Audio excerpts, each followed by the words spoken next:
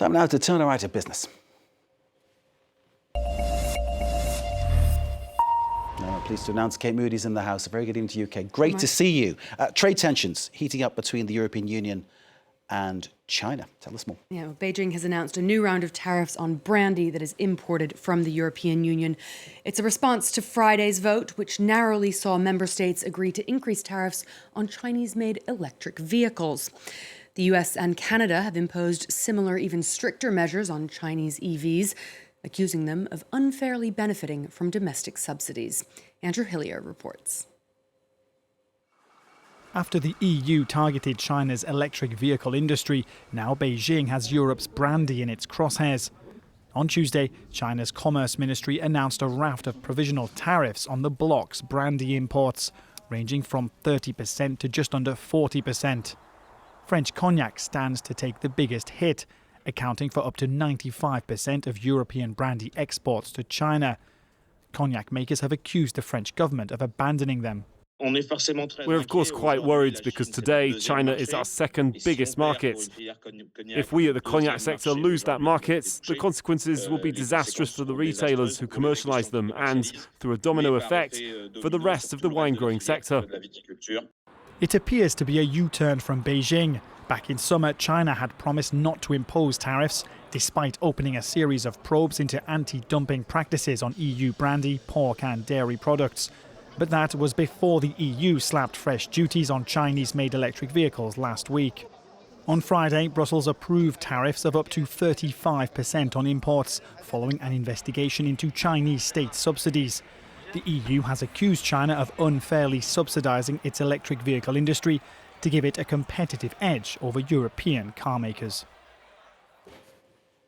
Well, for more on this story, we're joined by Greta Peisch, a partner at the Wiley Rein law firm in Washington, D.C., previously General Counsel for the U.S. Trade Representative's Office under the Biden administration. Thank you for joining us on France 24 this evening. Now, this response from Beijing was pretty widely expected. What impact is Beijing hoping to have here, and is it likely to have the hoped-for impact? Well, thank you for having me. This action by Beijing really is a repeat of a playbook we've seen before. Back in 2013, 2015, this was the same story in the solar sector, where the EU proposed tariffs on subsidized Chinese solar products. And in response, Beijing proposed tariffs on wine from the EU and luxury cars. And that resulted in a watering down of that protection of solar panels and resulting dominance in the industry by China. This time around, though, the tariffs are fairly targeted. Really, brandy exports from the European Union are largely made up of cognac produced here in France. We know that French producers are going to be bearing the brunt of those tariffs. Many have said they feel unfairly singled out. Do you think that France or French industry was really Beijing's ultimate target here?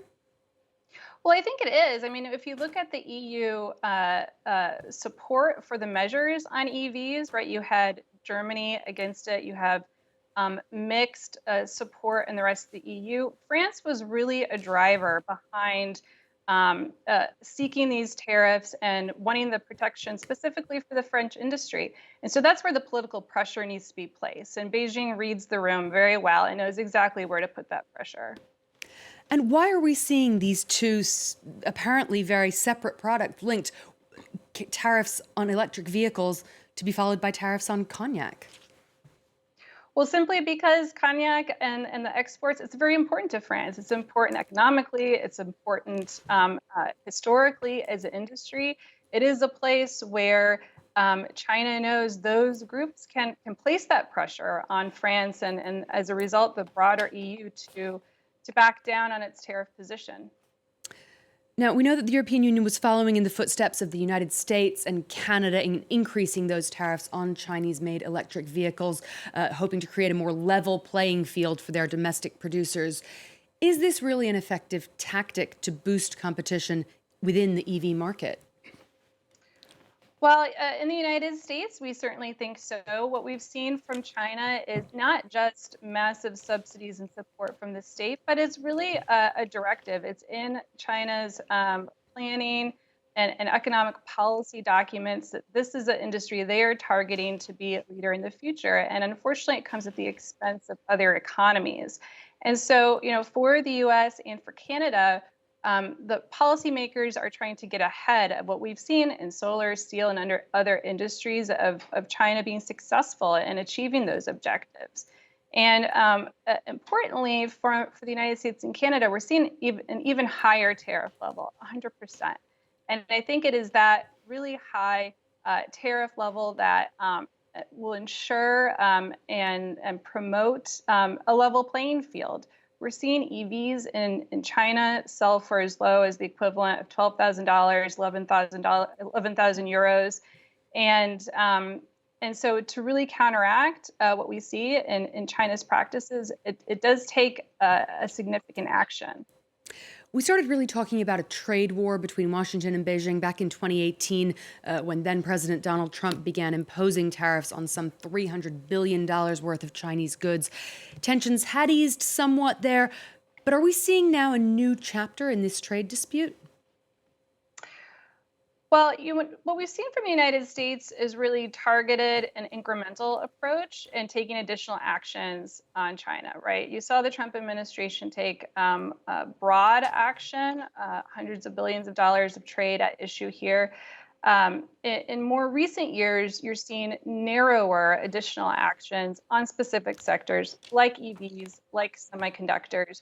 And you see China responding proportionally. So we don't see the massive escalations we've seen in past years, but really more measured and proportional actions on both sides. All right, Greta Peisch, that's all we have time for this evening. Thank you so much for joining us on France 24. Thank you for having me. And Mark, that's all from me for now. Certainly a story that we're going to be hearing a lot more about, both here in the EU and, of course, with whichever administration takes over in Washington in the coming months. Kate, thank you very much indeed. And of course, you'll get more from Kate in the next hour with the next slot of news as it comes through. Great to see you.